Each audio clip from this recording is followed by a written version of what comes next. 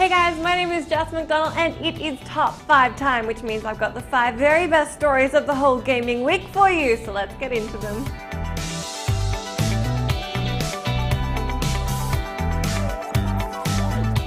This past week, Sony had themselves a PlayStation press conference in Japan, and a bunch of awesome things came out of that, including the confirmation that Resident Evil Revelations 2 is a thing. The sequel to 2012's Resident Evil Revelations game is coming to PS4, PS3, Xbox One 360, and PC, from the same team who made the original. Even though the first game came to 3DS originally, you won't be able to grab the sequel on a Nintendo console. Publisher Capcom have said that Revelations 2 is going to feature a new setting, instead of having Jill Valentine and Chris Redfield as protagonists.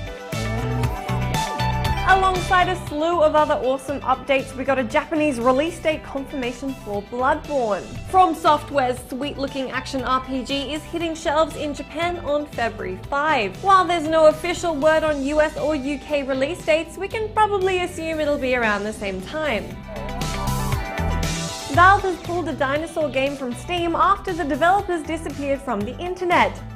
That's a weird sentence. Let's have some more story. The Stomping Land, a multiplayer survival game complete with prehistoric beasties, was funded on Kickstarter for over $100,000 and brought to Steam in May through its early access program. Then this past week, Steam stopped letting you buy the $25 game, and no explanation has been offered up as to why. A good guess though would be that the dev no longer seems all that interested in working on the game, given they've abandoned all of their social networks. Finally, in July, a PR representative posted that the developer's Supercrit's contract had expired and that they'd stopped making the game. Anyway, long dramatic story short, a bunch of unhappy backers lost money and the game is kaput.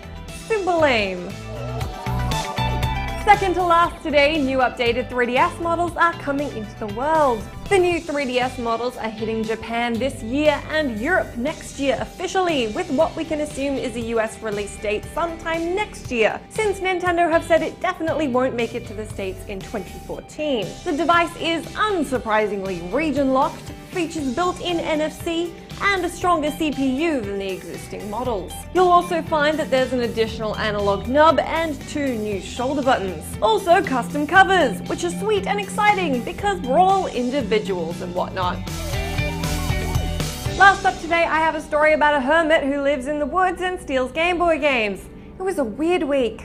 Said hermit was Christopher Knight, who decided to actually live my occasional fantasy of running away into solitude to play video games. The only issue here was that he also decided to steal food, clothing, and entertainment from neighboring houses to survive. Knight subsisted for 27 years on his takings, which included Halloween candy and games including Pokémon. Obviously, because of all the robbing and stuff, he's now been arrested, but with no word on whether or not he managed to catch them all, we can only hope there's another update in this saga.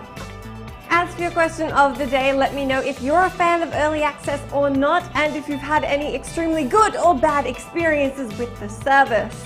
This week on site, check out my thoughts on the Sims series in the gist, Skyrim mods gets their Scottish on, and Mary Kish plays the super creepy indie horror game Albino Lullaby. That's it from me this week. I hope you have an excellent weekend, and I will catch you again on Monday.